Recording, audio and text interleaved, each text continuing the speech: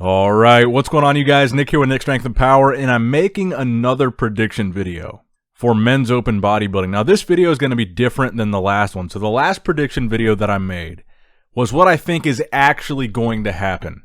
Based on the trends, based on the patterns, based on the past judging, what do I think the outcome will actually be? That was what my first prediction video was. This video is going to be what I want to happen as a bodybuilding fan. Just as Nick, not Nick Strength and Power, just Nick, who's going to be sitting there drinking, watching the Olympia as a gym bro, just like you guys. Most bodybuilding fans, you're not IFBB pros. You're guys that enjoy working out, and you enjoy watching pro bodybuilding because it's the most extreme version of what you do for a hobby.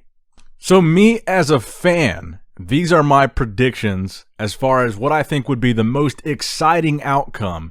If I'm a fan watching the Olympia, what would blow my mind? What would leave my jaw dropped? As a fan of all these guys that are competing, what would be the outcome that makes me go, wow, or that makes me spill my drink in excitement of whatever that result might be? So to be clear, these predictions are not what I think is actually going to happen, and probably not what's likely going to happen, but this is what I think would be the most exciting outcome for me as a fan. If I'm watching, I've looked at all the guys, I've watched them going into this show, I've seen all their progress pictures, I've seen all the hype behind each guy. What would be the most exciting top 6 for me? So let's start this video off with a bang. Coming in 6th place, we're only going to do the top 6 here. Coming in 6th place, Brandon Curry.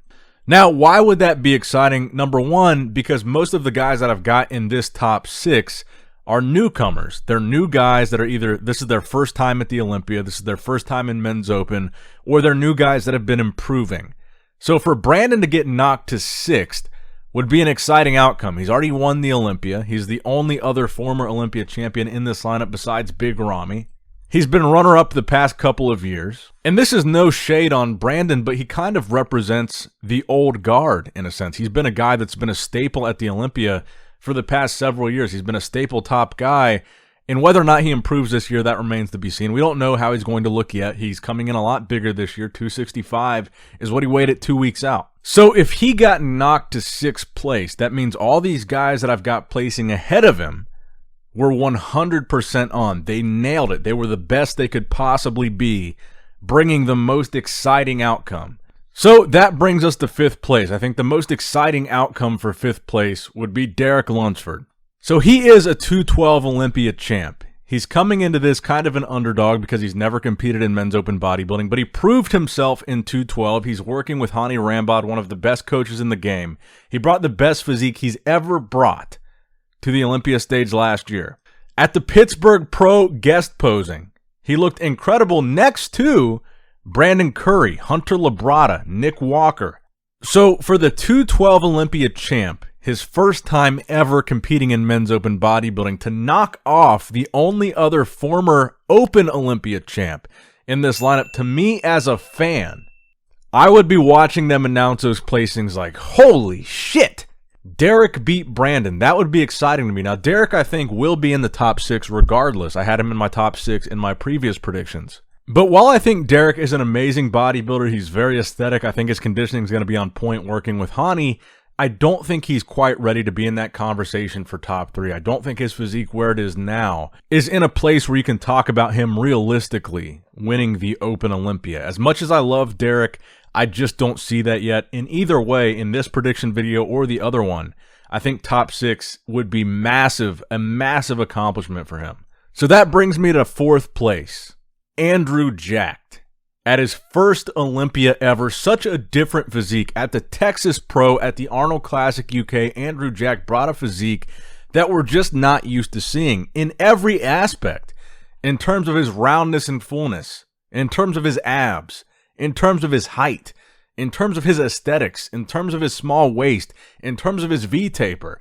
Everything about Andrew Jacked is different than what we normally see in men's open bodybuilding. So for him to not only crack the top 6, but to be this close to the top 3, and to beat a guy like Derek, a 212 Olympia champ, to beat a guy like Brandon, a former open bodybuilding champ, that is an exciting outcome. For him to be right outside that conversation of top 2, top 3 for the win, a guy that is so different To me, as a fan, that's a jump up off your couch, spill your drink type of moment. And to be fair, we haven't really seen anything from Andrew Jack during his Olympia prep. We saw him at the Arnold Classic UK. We saw him at the Texas Pro.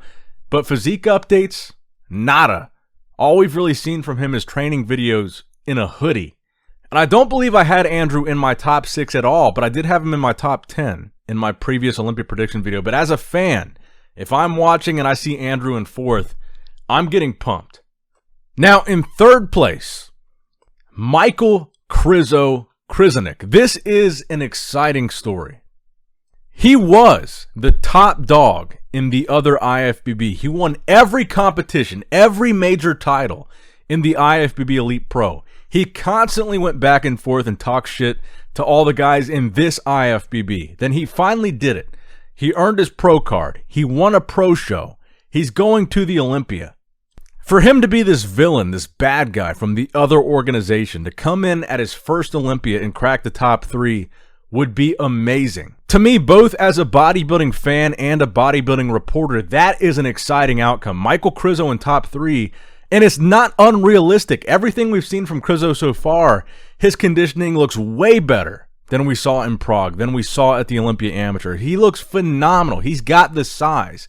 He's a near 300-pound bodybuilder. He's on par from a size standpoint with Big Ramy. We just saw Ramy tell Phil Heath he's going to weigh 295 on stage. I bet you Michael Krizo is going to weigh high 280s. So he's got a really good structure like Andrew Jack. He's different. He's taller like Andrew Jack, but he's got a lot more mass than Andrew Jack. He's thicker. He's denser. I think he's got more maturity than Andrew Jack. And if he comes in 110% on, if Michael Krizo is shredded to the bone, and I know I had him in 9th place in my original predictions.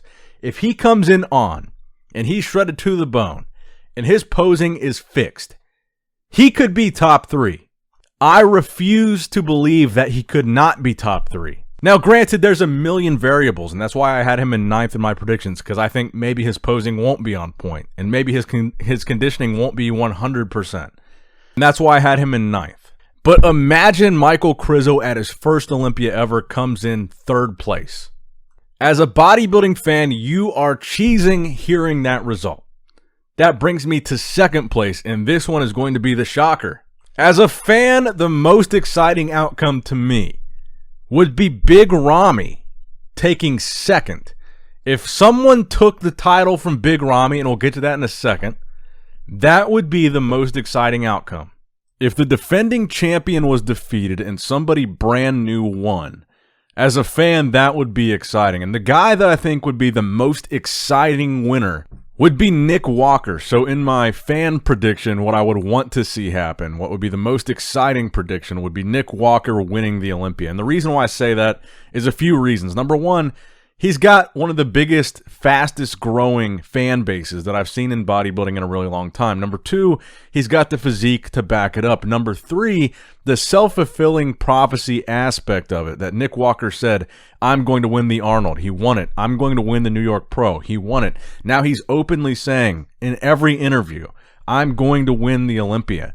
If he won the Olympia and he delivered on all this hype that he had, that would be the most exciting fan outcome. So let me know what you guys think in the comment section below about these fan predictions. Obviously, they're unrealistic predictions. Obviously, these aren't what are most likely going to happen, but these are the predictions as a fan that I think would be most exciting. Let me know in the comment section below either your real predictions or your own fan predictions that you think would be an exciting outcome. And make sure you like and subscribe for more Olympia coverage and content just like this. And as always, I love you guys. I appreciate you guys. Nick Strength and Power signing out. All right, guys, don't forget to click that like button and subscribe to this channel if you enjoy the content. Also, check out my Instagram at Nick Strength Power, my Facebook page, which is simply Nick Strength and Power, my secondary YouTube channel, Nick Strength and Vlogs, for vlogs and bonus content that you will not see on this channel. And consider subscribing to my third YouTube channel, Nick Strength and Pokemon, which is all things Pokemon and trading card games, completely unrelated to this channel. So if you're into that, give that one a look. And all links to merchandise and social media will be in the description box below. If you guys want a Nick Strength and Power t-shirt, that will be in the Shopify link below. Have a great day.